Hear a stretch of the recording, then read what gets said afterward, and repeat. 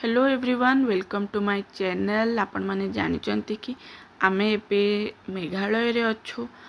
आमर चेरापुंजी रे ट्रिप चलची। आज होचे सेकेंड डे।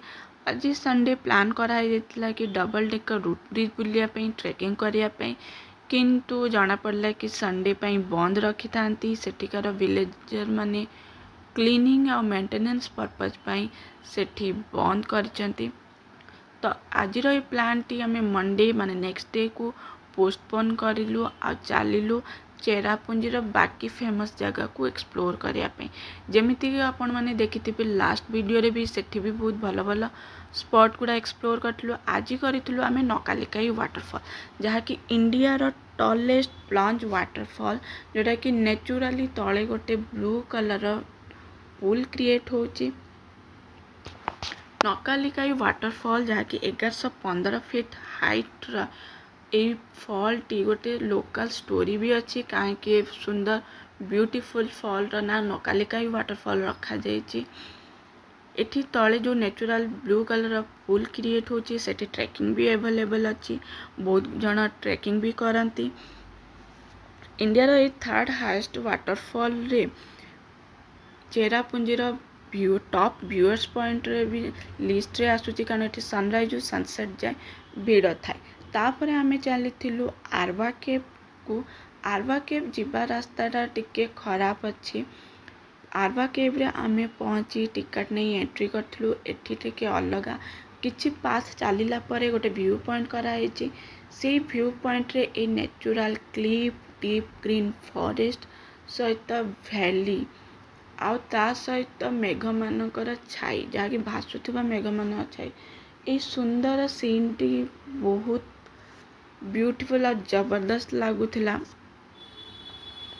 आ पूरा जंगल वाला व्यू अच्छी, जमती कि लगे कि जंगल रे ही बोलछन। जंगल रे जमती गला नेचुरल साउंड चिंची आसे, जमती मौसमी केव रे देखी से भाया साउंड भी अच्छे।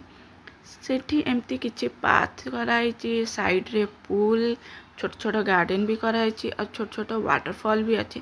ये शीत दिन पर वाटरफॉल टी पानी नथिला तो किसी जना पड़ नथिला। एते सब पार करी आमे पहुँचलु आरवा केव रो मेन एंट्रांस गेट पाखरे, जोटा कि पाखरे गोटे natural cell row full details diagram आ एक्सप्लेनेशन कराई, जहाँकि हमको आरवा केव भितर बुझीबार भी अच्छी। आमे एंट्री करथिलु आ एठी गोटे गुंफा भी कराई, जदि भी कि जीवा चाहती जापारती। तो आमे जति भी जाइलु कि एंट्री कलुनी, कारण सेठी पूरा अंधार थिला।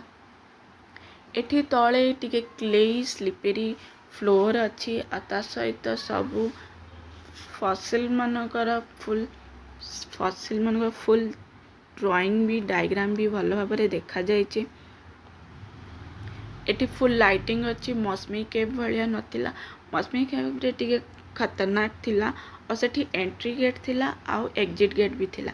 एठी किंतु नाई, एठी सटन वाल जाए जीवा पड़ो। फुल फसिल फिगर देखिकी पुणी से एंट्री गेट देकी आसिया पड़े। और एठी गोटे बहुत ही पुराना झरना भी जाइए, जहाँकि बहुत चिल वाटर।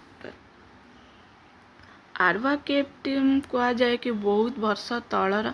आपण मैंने जानी कि मेघालय रे ही सबुठु बेसी केव मिले। इंडिया रा सबुठु बेसी केव मिले। मौसमी केव आम एक्सप्लोर करदे, आरवा केव एक्सप्लोर करदे। एबे चलथिलु आमे गार्डन ऑफ केव्स। आमे सेठी पहुँचु पहुँचु लेट ही जाइतला। आमे एंट्री भी करथिलु पूरा लास्ट रे।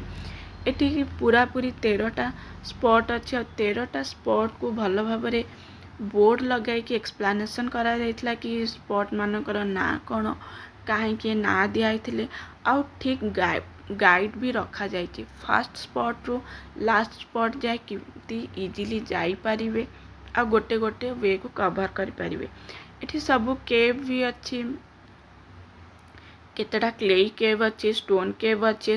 केव भितर झरणा अच्छी, केव बाहर भी झरणा अच्छी, झरणा भितर भी केव अच्छी। एटा गोटे अच्छी रूट केव, माने वन साइडेड केव ऊपर गचर चेरु वाटरफॉल होची। एबे पानी नहीं बोली किसी जना पड़ुनी। यार ना रखाई रूट केव, रूट वाटरफॉल, केव वाटरफॉल। तांको मेघालय रो गोटे अलगा भी ना दिखाई। आउ गार्डन ऑफ केव रे फेमस वाटरफॉल होची एटा जाकि बी वाटरफॉल।